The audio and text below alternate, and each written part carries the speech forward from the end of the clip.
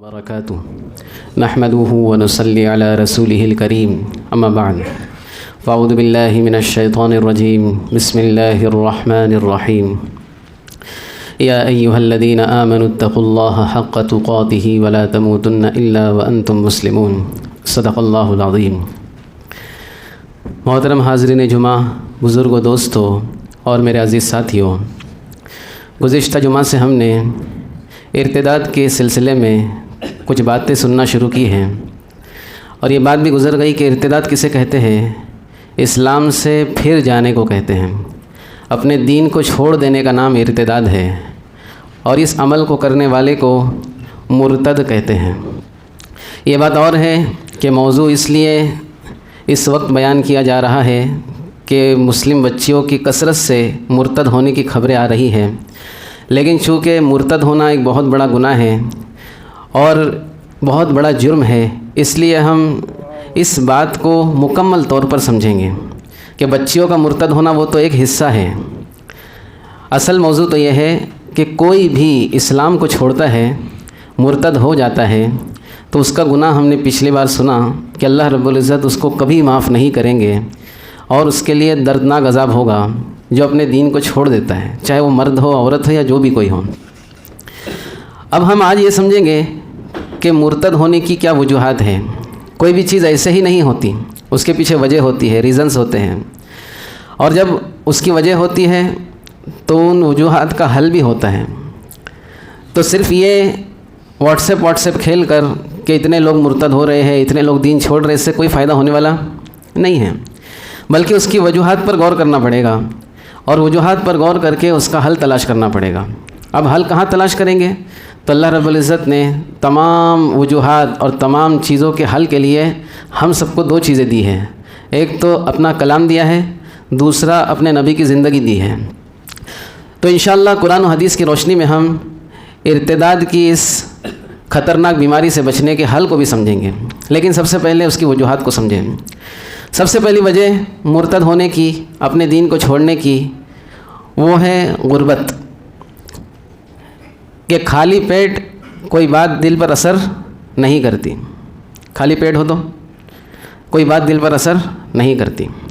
آج دوستو بہت سارے علاقے، پچھلے جمعہ کو بھی میں نے اس کا ذکر کیا تھا کہ بہت سارے آج بھی ایسے علاقے ہیں جہاں پر غربت بھی ہے اور جہالت بھی ہے۔ یہ دو وجوہات ہیں۔ سب سے پہلی ارتداد کی، دین کو چھوڑنے کی، کہ بہت سارے لوگ ایسے علاقوں میں رہتے ہیں، ایسے حالات میں رہتے ہیں، ایسے ماحول میں رہتے ہیں جن کو دنیا کا کوئی ٹھکانہ نہیں ہے، تو پھر دین کا کیا ان سے پوچھنا۔ بڑی قسم پرسی کی حالت میں زندگی گزار رہے ہیں۔ تو ایمان والوں کی جو سب سے پہلی ذمہ داری یہ ہے، اور اللہ رب العزت نے اپنے نبی کے زمانے میں اس کا حل ہم کو دے دیا تھا، لیکن ہماری بدبختی اور بدقسمتی یہ ہے کہ ہم نے اس کو اختیار نہیں کیا، کہ مسلمان جو ہے یہ اپنے تمام بھائیوں کا، چاہے وہ جس علاقوں میں رہتے ہو، سب سے پہلے دنیاوی فکر کرنے والے بھی بن جائیں۔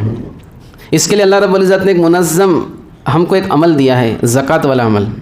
رمضان المبارک میں ہم نے مکمل اس کی تفصیل سنی ہے کہ اگر ہماری زکوٰتیں ہم صحیح حساب سے نکالنے والے بن جائیں اور واقعی جو اس کے مستحق ہیں وہاں تک پہنچانے والے بن جائیں، تو انشاءاللہ ثم انشاءاللہ اس زکوٰۃ والے عمل میں اتنی طاقت ہے کہ کچھ سالوں کے اندر اگر صحیح ترتیب سے زکوٰۃ والے عمل کو انجام دیا جائے، کوئی بھی مسلمان غریب نہیں رہے گا۔ لیکن دوستو آج ہمارا معاملہ الٹا ہے۔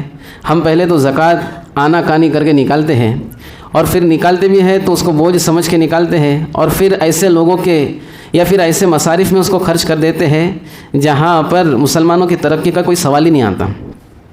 مسلمانوں کی ترقی کا کوئی سوال ہی نہیں آتا۔ آپ خود غور کریں، ابھی رمضان گزرا ہے، ماشاءاللہ بہت سارے لوگوں نے اپنے مال کی زکوٰۃ نکالی ہوگی۔ ہم غور کریں کہ اسلام کی ترقی کے لیے، مسلمانوں کی ترقی کے لیے ہم نے کتنا پرسنٹ زکوٰۃ کا، جو زکوٰۃ 100% ہے، اس میں سے کتنا پرسنٹ خرچ کیا؟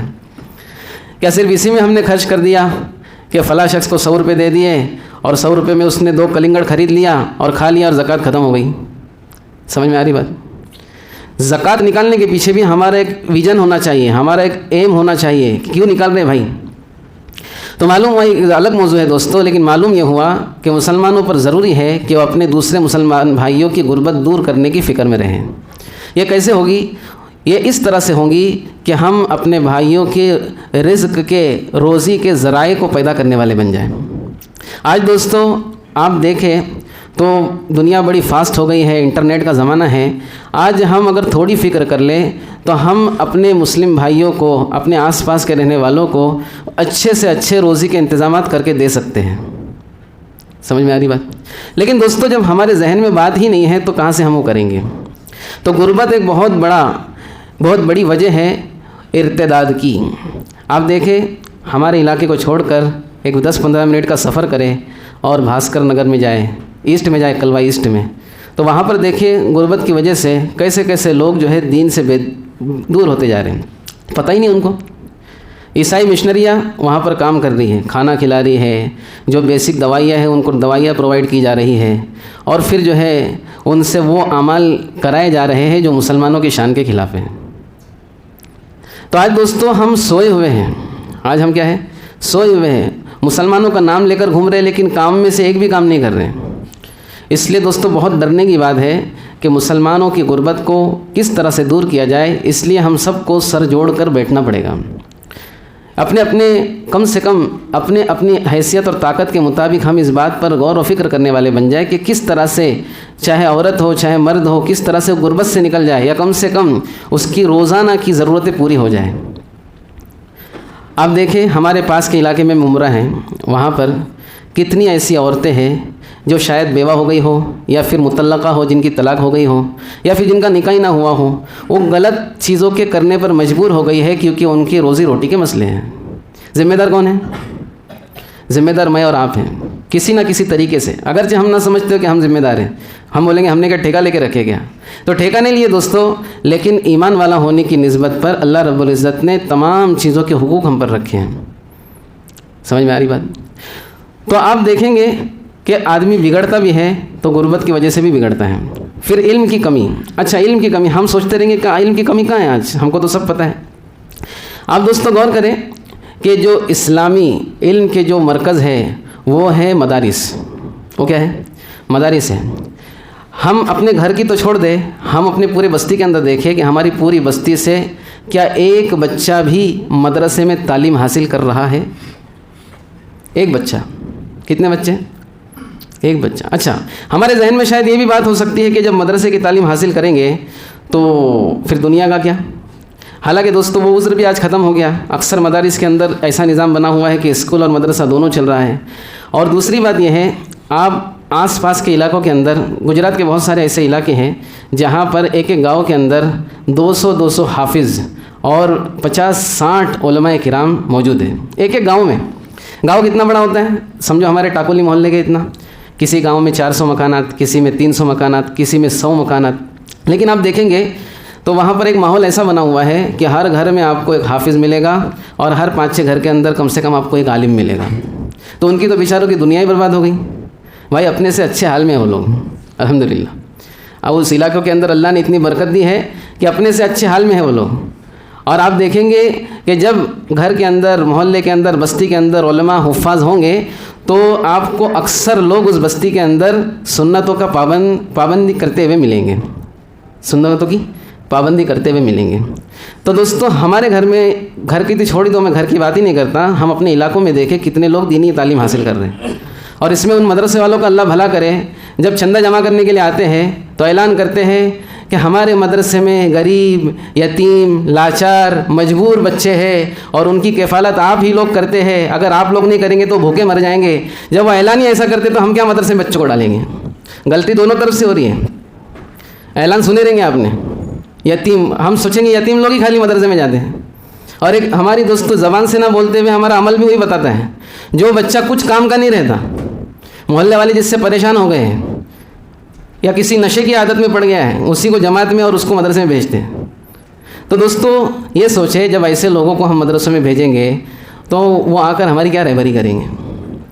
تو دوستو یہ چھپنے والی باتیں ہیں، لیکن حقیقت ہے ہم جو ہے دنیا کی چند چیزوں کو حاصل کرنے کے لیے، چند سالوں کی اچھی زندگی کے لیے اپنے بچوں کو بہت اچھی تعلیم دیتے ہیں، لیکن دین کی تعلیم سے اس کو محروم رکھ دیتے ہیں۔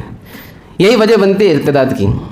جتنے بچیاں جو جا رہی ہیں نا آج، تو آپ دیکھیں گے دوستو، غور و فکر کریں گے اور پتہ کریں گے تو معلوم ہوگا کہ ان کے ماں باپ نے دنیا کی بڑی فکر کی ان کی تعلیم کی، لیکن دین کی تعلیم کا کوئی نظام ہی نہیں بنایا. دین کی تعلیم کا بہت سارے لوگ تو دین کی تعلیم کو جو ہے نا یہ پڑھائی کے اندر آڑ سمجھتے ہیں کہ اگر دین کی تعلیم حاصل کریں گے تو اسکول میں پیچھے رہ جائیں گے. بہت سارے لوگ جو ہے بولے مولانا جو صحیح پڑھاتے نہیں ہیں. کبھی ایسا ہوا کہ ٹیچر صحیح نہیں پڑھاتی اس کے لیے اسکول ہی چھڑا دیے؟ اگر چھڑائے بھی ہوں گے تو دوسرے اس سے اچھے اسکول میں ڈالے ہوں گے. سمجھ میں آ رہی بات؟ لیکن مدرسہ دوستوں کئی آپ کو اپنے محلے میں ایسے گھر ملیں گے کہ مدرسہ پڑھانا ہی نہیں ہے، وہ برابر پڑھاتے نہیں ہیں. تو دوستوں یہ ہمارے رونے کی بات ہے اور یہ میں دکھڑا سنا رہا ہوں تاکہ دوستوں ہم سب آج بھی جاگ جائے تو ہمارے لیے بہتر ہوگا. ہم سوئے ہوئے ہیں اور آج نہ جاگے اور کچھ سال گزر گئے دوستوں تو پھر ہمارا جاگنا یہ مشکل ہو جائے گا اور جاگ کر کوئی فائدہ بھی نہیں ہوگا. تو دو چیزیں، ایک تو علم کی کمی اور ایک غربت، یہ ارتداد کی اولین وجوہوں میں سے ہیں. تیسری جو چیز ہے وہ ہے دین کی ناقدری. دین کی ناقدری دوستوں ہم غور کریں، صبح سے لے کے شام تک اور شام سے لے کے رات تک ہم اپنے گھر میں تمام چیزوں کے مہیا کرنے کی فکر میں لگے رہتے ہیں. آپ میں سے بہت سارے ایسے لوگ ہوں گے جو گاؤں چھوڑ کر یہاں پہ آئے ہیں، ان کی بیوی بچے گاؤں میں ہیں، دن رات 24 گھنٹے محنت کر رہے ہیں تاکہ گاؤں میں ہمارے بیوی بچے بہت اچھے سے اور سکون سے رہ پائیں. بہت سارے لوگ یہیں پر ہوں گے اپنی بیوی بچوں کے ساتھ، جو صبح اٹھنے سے لے کر رات کو سونے تک اسی فکر میں ہیں کہ ہم کس طرح سے اپنے بیوی بچوں کے ساتھ اچھی سے اچھی زندگی گزاریں. بھائی ہے نہیں ہے، ہر ایک کے دل میں فکر ہے. بعض لوگ جو ہے لگزریس لائف کے چکر میں ہیں، بہت سارے لوگ چلے گا اچھے سے گزر جائے. ہم اس 24 گھنٹے میں سے دوستوں اگر غور کریں اور فکر کریں، دنیا 60 سال کی، 50 سال کی، زیادہ سے زیادہ 70-80 سال کی. اس مجمع کے اندر آپ کو بہت کم لوگ ملیں گے جو 70-80 تک پہنچ گئے ہوں گے. پہنچنے نہیں دیتے اللہ تعالیٰ بہت سارے لوگوں کو، اس سے پہلے بلا لیتے ہیں. اور پہنچ کے کریں گے بھی کیا؟ پہنچ کے کریں گے بھی کیا؟ تو اتنی مختصر سی زندگی ہے، اس کے لیے 24 گھنٹے لگ رہے ہیں. کتنے گھنٹے لگ رہے ہیں؟ 24 گھنٹے. اور دوستو آخرت کی زندگی لامحدود زندگی، جس کا کوئی کنارہ نہیں، جس کا کوئی اینڈ نہیں، جس کا کبھی خاتمہ نہیں. عبد الآباد کہاں؟ ہمیشہ ہمیشہ کی زندگی. اس کے لیے ہم 24 گھنٹے میں سے 24 منٹ بھی نہ دیں تو یہ دین کی ناقدری نہیں تو اور کیا ہے. کبھی ہم نے اپنے گھر پر، آپ غور کریں اس پچھلے ہفتے کے اندر، کبھی ہم نے اپنے گھر پر اپنی بیوی سے یہ کہا، یہ پوچھا کہ نماز پڑھ لی نہیں پڑھ لی؟ بچوں سے کبھی پوچھا بیٹا نماز پڑھا کہ نہیں پڑھا؟ اگر نہیں تو دوستو بہت خطرے کی علامت ہے، بہت بڑے خطرے کی علامت ہے. اور اگر ہم اپنے گھر کی کسی نہ کسی درجے میں کم سے کم، اپنے کو تو پورے محلے کی، پورے ملک کی فکر کرنا ہے، لیکن شروعات تو گھر سے ہی ہوں گی. اگر اپنے گھر کی ہم نے فکر کی ہے تو اس پر اللہ کا شکر ادا کریں. اور فکر سے کیا مراد ہے انشاءاللہ وہ میں آئندہ جمعہ کو بھی بتاؤں گا. کچھ لوگ صرف اتنا پوچھ کے بھول جاتے ہیں نماز پڑھی کہ نہیں پڑھی، بات ختم. اتنا نہیں ہے دوستو. جس طرح سے ہم دنیاوی تعلیم، دنیاوی جھمیلوں سے بچنے کے چکر میں بھی رہتے ہیں، بہت سارے ہم میں سے ایسے لوگ ہوں گے جو اپنے بچوں کو بار بار تاکید کرتے ہوں گے کہ سب کچھ کر بھائی، وہ کام مت کرنا، بہت ڈینجر ہے وہ، تو بھی لٹکے گا سب کو لٹکا دے گا، ہے نا. لیکن کیا آخرت کے سلسلے میں ہم اس طرح سے کوشش کرتے ہیں؟ تو انشاءاللہ کیا کیا اور چیزیں ہیں وہ بھی سامنے آئیں گی. دین کی ناقدری دوستو یہ بہت بڑی وجہ ہے آج ارتداد کی. اچھا ارتداد کی میں نے 2 چیز قسمیں بتائی تھی. ایک ارتداد تو یہ ہے کہ آدمی دین اور اسلام کو اپنے جسم اور دماغ اور دل سے چھوڑ دے، سب کو بتا دے بھائی میں مسلمان نہیں ہوں. اور ایک یہ ہے ہم میں سے ایسے بہت سارے لوگ ہوں گے جو ذہنی اعتبار سے مرتد ہو چکے ہیں، جن کو دین اسلام کی باتیں اچھے نہیں لگتی لیکن مجبوری میں مسلمان ہے تو ہے. بہت ساری دین کے عمل اچھے نہیں لگتے، دین جن چیزوں سے روکتا ہے وہ ان کو اچھا نہیں لگتا. بولیں گے بھائی شادی میں گانا بجانا مت کرو، بولے یہ کیا باتیں کرتے آپ. تو دوستو یہ ذہنی اعتبار سے ہم میں سے بہت سارے لوگ مرتد ہو چکے ہیں. اب ایک جھٹکے کی دیر ہے کہ فوراً جو ہے اپنے جسم کے اعتبار سے ہی مرتد ہو جائے. اس لیے دوستو بڑے ڈرنے کی بات ہے. قیامت سے پہلے کا دور چل رہا ہے. دنیا میں، پوری دنیا کے اندر ایک ماحول بنایا جا رہا ہے کہ کس طرح سے ایمان والا اپنے دین کو چھوڑ دے. اس میں ہم کو جمنا ہے، اس کی فکر کرنا ہے. اس کے لیے بہت احتیاط کرنا پڑے گی. اللہ رب العزت ہم سب کو کہنے سننے پر عمل کی توفیق عطا فرمائے. مل کر بیٹھے موبائل وغیرہ لائے تو اس کو